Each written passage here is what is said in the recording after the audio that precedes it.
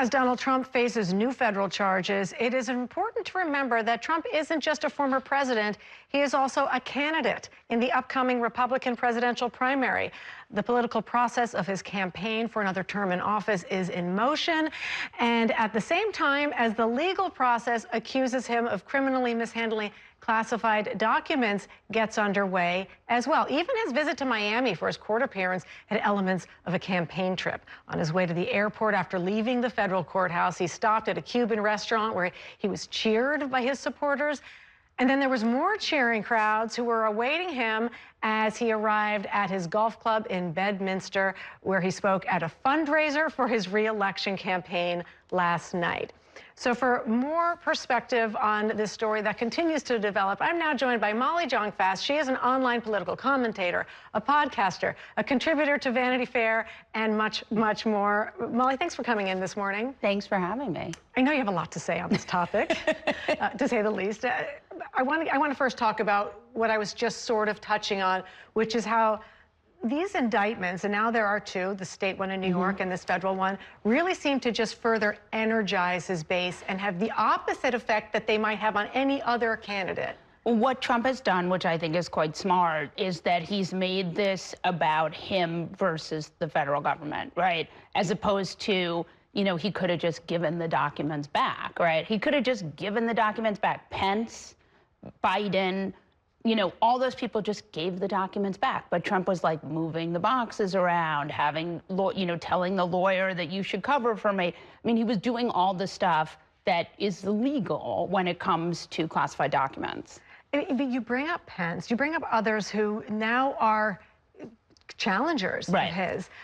Why wouldn't, if you are running in a primary against him, why wouldn't you then speak out against him because he is your opponent? Well, that would make sense on Earth One, but we are not on Earth One. We are in the Republican primary field, and they need a very small fraction of the base, and they have seen the polling, and the polling says that the base believes that Donald Trump is innocent. They believe that Donald Trump won the 2020 election, which, by the way, he did not, and not even close. And they believe these things. And so these Republicans are trying to somehow run against Trump, but not criticize Trump, which is, by the way, an impossible needle to thread. And that's what we're seeing. What are the chances, do you think, that Trump actually gets convicted by a Florida jury and actually serves time in a federal prison? And I know that that is like so many steps down the road, but is that ever even a possibility? I mean, anything is possible, and certainly Trump has not changed his behavior, right? Like, because of the E. Jean situation, with the E. Jean Carroll case, like a judge, you know, and a jury said that he had to pay her for defaming him, for his defaming her, and he still kept on defaming. So this is a person who does not necessarily change their behavior, even despite the law. That said, I think I think that this is going to get delayed and delayed and delayed. And by the time he does face charges, he probably will not be a candidate anymore. Steph and I were talking about this earlier because a lot of people continue to say that this is election interference.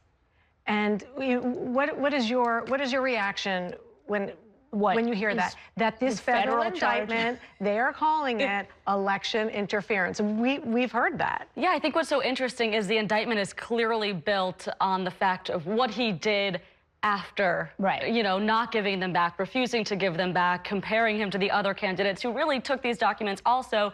But like you said, you just kind of see him lean into it more and more and not fight it. Right. I mean, look, you can say anything is anything, right? But the truth is, Trump had a moment last year where he realized that the place he'd be safest is running for president. And so he decided to run again. I mean, he was one of the first candidates. I think he was the first candidate to declare, because he knew that if he did that, he would have sort of one extra legal barrier against these indictments. He still got indicted, and we're probably going to still see yet another indictment in Georgia, but you know, he can now say this is election interference. Is it election interference? I don't know. I think they should have charged him much sooner. I mean, running out the clock has not been a good strategy for justice. But so you see him as the Republican, he's clearly the Republican front runner. Yeah.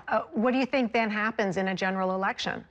So, again, I'm not a psychic, and it's very mean to ask me to predict the future, especially because you don't want to be wrong. You don't want to be in those Politico, when they have the "you're wrong." But yes, I think it's likely that he can delay a lot of this. I think it's very likely he wins the primary because I think the base is still very much with him. I don't know how you add to the general election. I just don't see swingy voters being like, yes, we want to vote for Trump because we don't think the 2020 election was fair.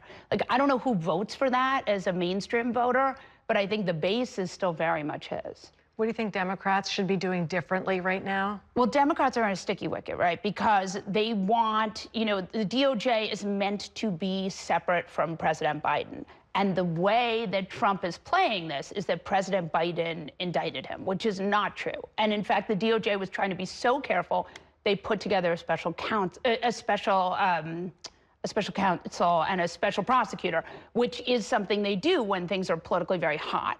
So I think that what Republicans want is Democrats to make this like, we're trying to get your guy. So I do think Democrats are not stupid for trying to sort of not get involved in this. But the truth is, they're going after Trump because he broke the law in a very brazen way. And if he had been even 20% less brazen, I don't know that they would have done this. Molly Jong, love having you in. I hope you come back. Thanks. Thank you so much.